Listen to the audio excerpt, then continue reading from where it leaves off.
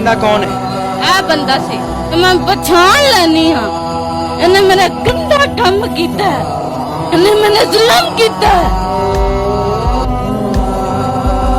थाने के अंदर इस ज़हनी मजबूर बच्ची के साथ गाजियाबाद थाने का एएसआई इमरान मुबैना तौर पर कमरा नंबर 4 के अंदर ज़िना बिल जबर करता है। लेके गया थे थाने के अंदर, फिर उन्हें कमीज उतारी, उन्हें कमीज उतार के फिर ना अंदर आपकी कमीज उतारी थी, फिर मेरे उत्ते लंबा पै गया।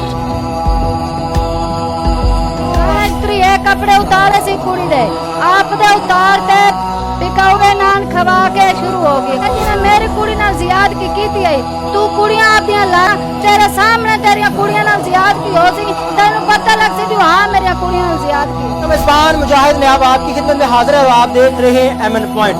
ये है वो लड़की जिसको पंजाब पुलिस का एएसआई इमरान इसकी गली से अपनी बाइक पर बैठाता है, थाना गाजियाबाद लेके जाता है और कमरा नंबर 4 में इस बच्ची के साथ मुबैना तौर पर मुतअद्दिद बार ज्यादती करता है।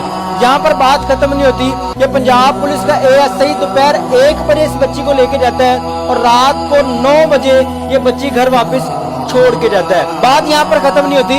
इस बच्ची के लवाहिकीन जब थाने जाते हैं, इस बच्ची का पता करते हैं, तो पुलिस ये बताती है कि हमें नहीं इल्म कि ये आपकी बच्ची कहाँ है, किधर गई, कैसे गायब होगी। आप घर चले जाओ, आपको आपकी बच्ची मिल जाएगी। लेकिन 2 दिन बाद उसी पंजाब पुलिस के एएसआई इमरान के ऊपर एफआईआर हो जाती है और लाहौर के अंदर एक बड़ी हलचल मच जाती है कि थाना गाजियाबाद के इन्वेस्टिगेशन विंग के 78 एहलकार मुअत्तल कर दिए जाते हैं। ये सारी कहानी क्या है? ये बच्ची जो कि आप मेरे साथ देख रहे हैं, ज़हनी मजबूर है, ये बता नहीं सकती कि मेरे साथ ज्यादती की गई। इसको पता नहीं कि दुनिया कैसे चलती है, लेकिन आखिरकार ये पंजाब पुलिस का एएसआई इमरान एक्सपोज कैसे हुआ, इसका पता कैसे चला कि इस शख्स ने इस बच्ची के साथ ज्यादती की, सारा मामला खुला कैसे, जानने की कोशिश करते हैं। अस्सलाम वालेकुम। कितनी उम्र है? 20 साल। ये बच्ची की कर दी है?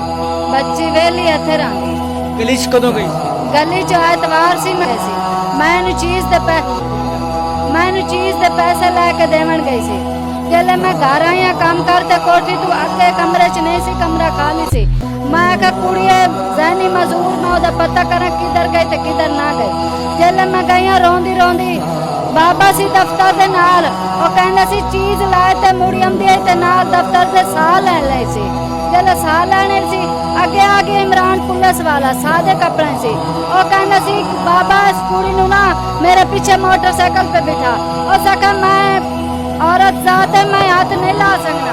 जल्ले उस नहीं बिठाई, आप चौके दी में मार के चुक दन बुढ़िया नु, आप चौके उसने मोटरसाइकिल के पीछे